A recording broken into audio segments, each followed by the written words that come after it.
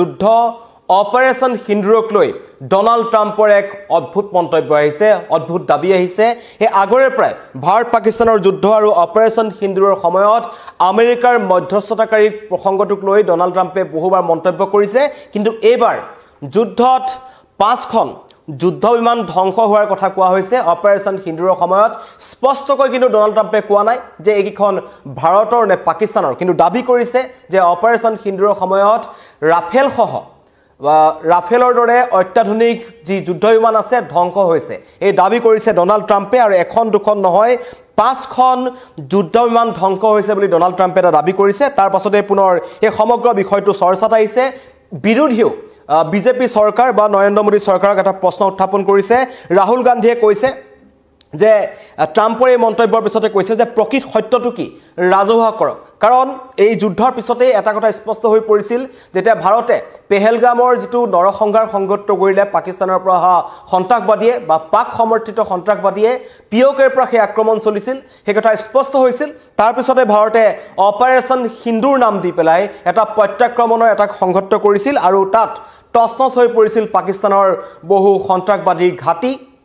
লগতে তেওঁলোকৰ ৰাৱালপিণ্ডিত থকা বিমানকোট আৰু বহু ভিতৰত লস্কৰী তৈবাৰ যেটো হেডকোৱাৰ্টাৰ আছিল সকলো ধ্বংস কৰি পেলোৱা হৈছিল আৰু কিন্তু তাৰ পাছতে জয়শ্ৰী মহম্মদৰ মুখ্য কাৰ্যালয় ধ্বংস কৰি পেলোৱা হৈছিল আৰু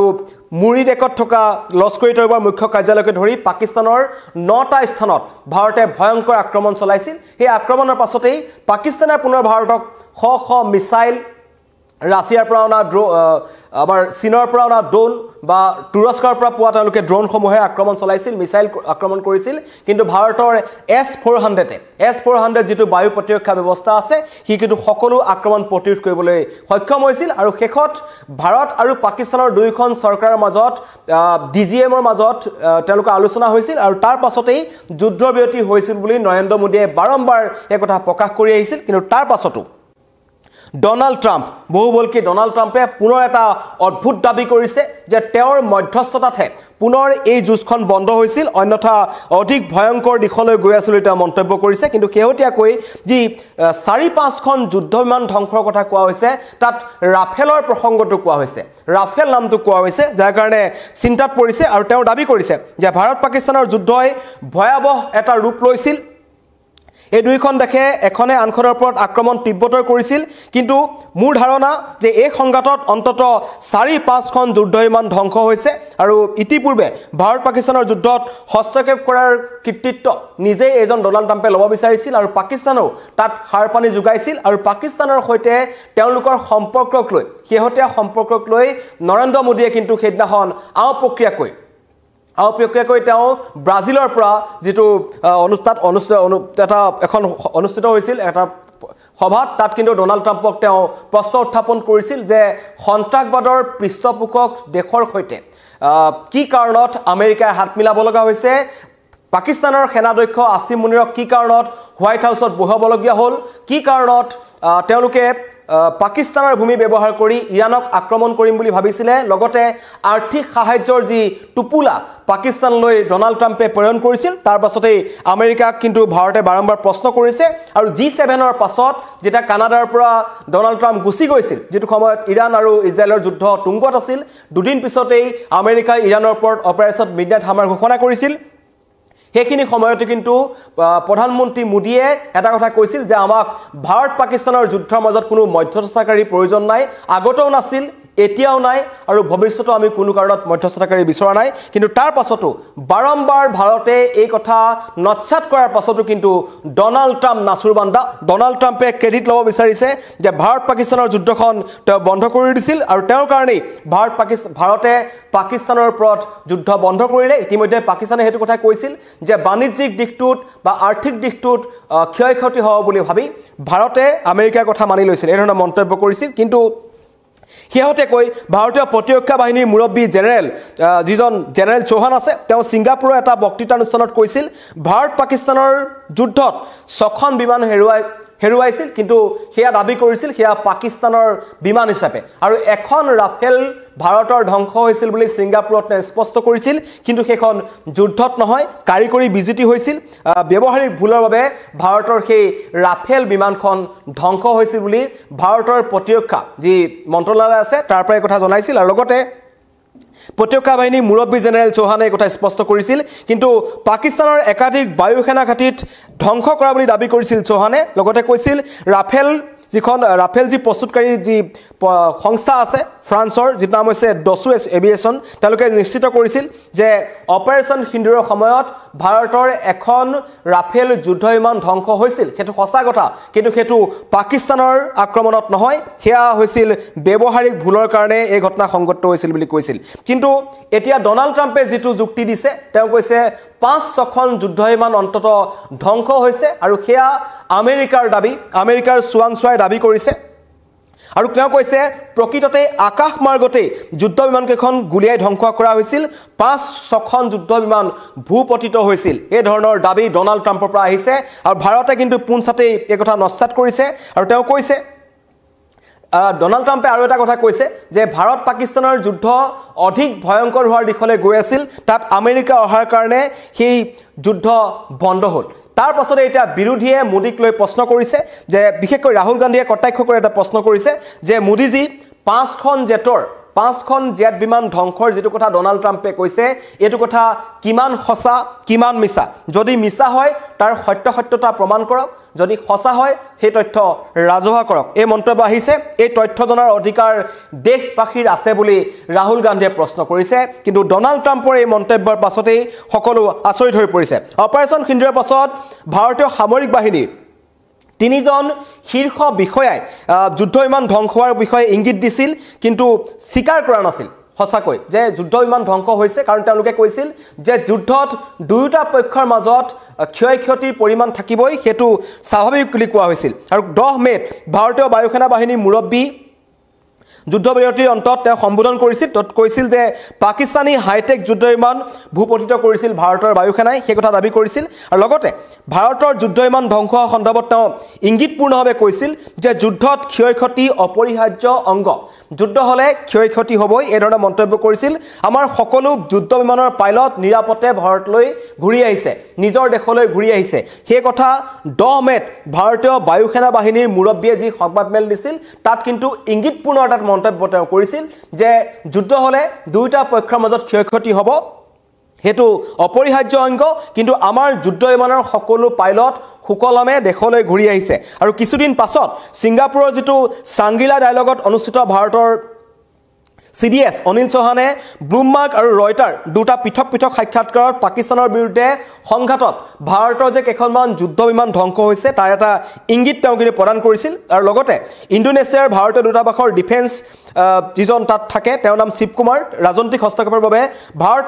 পাকিস্তানৰ অপাৰেশ্যন সিন্দুৰৰ এই সময়ছোৱাৰ কিছুমান ক্ষয়ক্ষতিৰ তথ্য কিন্তু ছিংগাপুৰ অনুষ্ঠানটো তেওঁলোকে ৰাজহুৱা কৰিছিল কিন্তু তাৰ পাছতেই বৈদেশিক মন্ত্ৰী এছ জয়শংকৰে এই কথা কৈছিল যে ভাৰতৰ কোনো ধৰণৰ যুদ্ধ বিমান ধ্বংস হোৱা নাই এখন যি যুদ্ধ বিমানৰ কথা কোৱা হৈছে ৰাফেল যিখন ধ্বংস হৈছিল সেইখন কিন্তু ব্যৱহাৰিক কাৰিকৰী বিজুতি তথা ব্যৱহাৰিক ভুলৰ কাৰণেই সেই বিমানখন ধ্বংস হৈছিল বুলি এটা অভিযোগ উত্থাপন কৰিছিল কিন্তু ডনাল্ড ট্ৰাম্পৰ মন্তব্যৰ পাছতে এতিয়া পুনৰ দেশৰ ৰাজনীতিত এটা ডাঙৰ প্ৰশ্ন হৈছে অপাৰেশ্যন সিন্দুৰক লৈ বহু পূৰ্বৰে পৰা একাংশই কিন্তু মন্তব্য কৰিছিল অপাৰেশ্যন সিন্দুৰত কিমান ক্ষয়ক্ষতি হৈছে অপাৰেশ্যন সিন্দুৰত ভাৰতৰ কিমান ক্ষতি হ'ল পাকিস্তানৰ কিমান ক্ষতি হ'ল সকলো ৰাজহুৱা কৰক এই ধৰণৰ মন্তব্য কৰি আছিল হেউতেকৈ এতিয়া পুনৰ ৰাহুল গান্ধীয়ে এই কথাক লৈ পেলাই মোদীক উভতি ধৰিছে বিজেপি চৰকাৰ উভতি ধৰিছে অপাৰেশ্যন সিন্দুৰ আপোনালোকে চলালে ঠিক আছে কিন্তু ভাৰতৰ কিমান ক্ষয়ক্ষতি হ'ল তাৰো তথ্য ৰাজহুৱা কৰক এই ধৰণৰ মন্তব্য কৰিছে যদিহে ডনাল্ড ট্ৰাম্পে যি কৌশলগত হবে কাৰণ বহুবলকী ৰাষ্ট্ৰপতি ডনাল্ড ট্ৰাম্প যিকোনো মুহূৰ্তত যিটি মন্তব্য তেওঁ কৰে সকলো এতিয়া সমগ্ৰ বিশ্বত আমেৰিকাৰ যিটো স্থিতি আমি দেখা পোৱা গৈছো তেওঁলোকে যি অত্যাধিক শুল্ক বিভিন্ন দেশৰ বিৰুদ্ধে তেওঁলোকে লগাই দিছে তাক লৈ পেলাই তেওঁলোক ডনাল্ড ট্ৰাম্প সমালোচনাৰ সন্মুখীন হৈছে আৰু শেহতীয়াকৈ ইৰাণ আৰু ইজৰাইলৰ যিখন যুঁজ তাত তেওঁৰ স্থিতি দেখা পোৱা গ'ল নিজৰ স্থিতিত তেওঁ অটল নাছিল বাৰম্বাৰ তেওঁ ইৰাণৰ হস্তক্ষেপ কৰিলে পাৰমাণৱিক প্ৰকল্প বন্ধ কৰিবৰ কাৰণে পাৰমাণৱিক কাৰ্যসূচী কেনেকৈ বন্ধ কৰিব পাৰি তাৰ ওপৰত তেওঁলোকে চকু ৰাখিলে কিন্তু বিফল হ'ল ইৰাণে আমেৰিকাৰ আগ্ৰাসন মধ্যপ্ৰাচ্যৰ পৰা এক প্ৰকাৰ উৰাই পঠালে যিটোৱে কিন্তু এটা মুখ ঠেকেচা খাইছে আমেৰিকাই যে ইৰাণৰ নিচিনা এখন দেশ কাৰণ ইৰাণে অকলে যুঁজিছিল ইৰাণৰ পাৰমাণৱিক ঘাটিসমূহত ধাৰাবাহিক আক্ৰমণ চলোৱা হ'ল আৰু এটো কথা সকলোৱে জানে যে ইজৰাইলে যিসমূহ অস্ত্ৰ শস্ত্ৰৰে আক্ৰমণ কৰিছে সকলো আমেৰিকাই তেওঁলোকক দিছে আৰু আমেৰিকাই এইটো এটা পৰিকল্পনা কৰিছিল যে ইৰাণৰ ওপৰত আক্ৰমণ কৰিব পাৰি কিন্তু তেওঁলোক বিফল হ'ল শেহতীয়াকৈ পুনৰ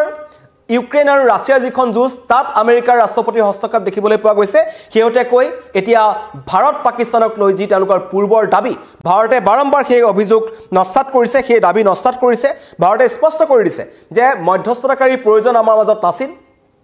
পাকিস্তান আৰু ভাৰতৰ দুইখন চৰকাৰৰ মাজত আলোচনাৰ অন্ততহে সেই যুদ্ধৰ বিৰতি কাৰ্যকৰী হৈছিল আৰু ভাৰতে এতিয়াও পাকিস্তানৰ সৈতে আলোচনালৈ নাযায় কাৰণ যি হিন্দু জল চুক্তি আছে সেয়া এতিয়াও বাতিল কৰি থোৱা আছে ভাৰতৰ ফালৰ পৰা ভাৰতে স্পষ্ট কৰি দিছে তেজ আৰু পানী একেলগে নবয় সেই কাৰণে কোনো ধৰণৰ আলোচনা নহয় কাশ্মীৰ প্ৰসংগক লৈ তেতিয়াহে আলোচনা হ'ব যেতিয়া পাক অধিকৃত কাশ্মীৰ ভাৰতক পাকিস্তানে সমজাই দিব আৰু তৃতীয়তে বাণিজ্য বা অন্য বিষয়ক লৈ তেতিয়া আলোচনা হ'ব যেতিয়া পাকিস্তানে সন্ত্ৰাসবাদৰ পৃষ্ঠপোষকতা কৰা বন্ধ কৰি দিব কিন্তু তাৰ এখন বিপৰীত ছবি দেখিবলৈ পাইছো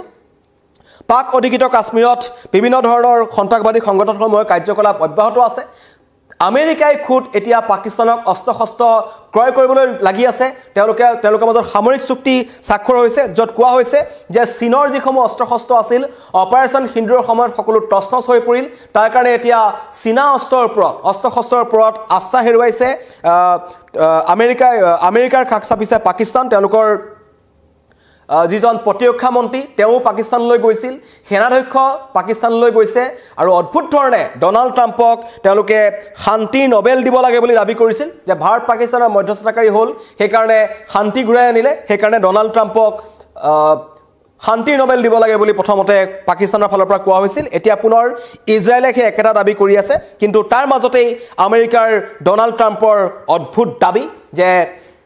অপাৰেচন সিন্দুৰৰ সময়ত ভাৰতৰ 5খন যুদ্ধ বিমান ধ্বংস হৈছিল আকাশ মাৰ্গতে ধ্বংস কৰি দিয়া হৈছিল আৰু এই যুঁজখন ভাৰত পাকিস্তানৰ মাজৰ যুঁজখন শেষ কৰি দিয়া ব্যক্তিজনে হৈছে ডনাল্ড ট্ৰাম্প অন্যথা দুইখন দেশ বিভিন্ন পৰিস্থিতিৰ মাজেৰে সময় পাৰ কৰিবলগীয়া হ'লতেন বুলি তেওঁলোকে মন্তব্য কৰিছে আৰু তেওঁ এটা কথা কিন্তু মন্তব্য কৰা নাই যে ভাৰতে যি আক্ৰমণ কৰিলে পাকিস্তানৰ ওপৰত তাত 9টা পাকিস্তানৰ সন্ত্ৰাসবাদীৰ ঘাটি ধ্বংস কৰা হ'ল লগতে যি জয়াসিম মহম্মদ বা লস্কৰী তৈবা এনেকুৱা ডাঙৰ ডাঙৰ সন্ত্ৰাসবাদীৰ ঘাটিসমূহ ভাৰতে ধ্বংস কৰিছিল আৰু তাৰ পাছতো সেই আমেৰিকাই এতিয়া পাকিস্তানক অস্ত্ৰ-শস্ত্ৰ যোগান ধৰিবলৈ গৈছে সামৰিক চুক্তি স্বাক্ষৰ কৰিছে ভাৰতে পুনৰ ডনাল্ড ট্ৰাম্পৰ এই মন্তব্যৰ বিৰোধিতা কৰিছে কিন্তু বিৰোধীয়ে প্ৰশ্ন কৰিছে যে সকলো তথ্য ৰাজহুৱা কৰক অপাৰেচন সিন্দুৰত ভাৰতৰ কিমান ক্ষয়ক্ষতি হ'ল সেয়াও ৰাজহুৱা কৰক কাৰণ এনেকুৱা নহয় যে পাকিস্তানক আক্ৰমণ কৰাৰ পাছত বিৰোধীয়ে কিন্তু প্ৰশ্ন তুলি আছিল ইয়াৰ আগতো যেতিয়া ভাৰতে সাৰ্জিক্যাল ষ্ট্ৰাইক কৰিছিল তেতিয়াও বিৰোধীয়ে তথ্য বিচাৰিছিল তেওঁলোকে প্ৰমাণ বিচাৰিছিল এবাৰ ভাৰতীয় বায়ু সেনাৰ ফালৰ পৰা প্ৰমাণ দিয়া হ'ল সংবাদমেল দিয়া হ'ল কিন্তু পুনৰ ডনাল্ড ট্ৰাম্পৰ মন্তব্যৰ পাছত এবাৰ খাৰ পাইছে ৰাহুল গান্ধীয়ে মন্তব্য কৰিছে যে ৰাজহুৱা কৰক এই তথ্য যদি মিছা তেন্তে আমেৰিকাক প্ৰত্যুত্তৰ দিয়ক যদি সঁচা তেন্তে তথ্য ৰাজহুৱা কৰক ধন্যবাদ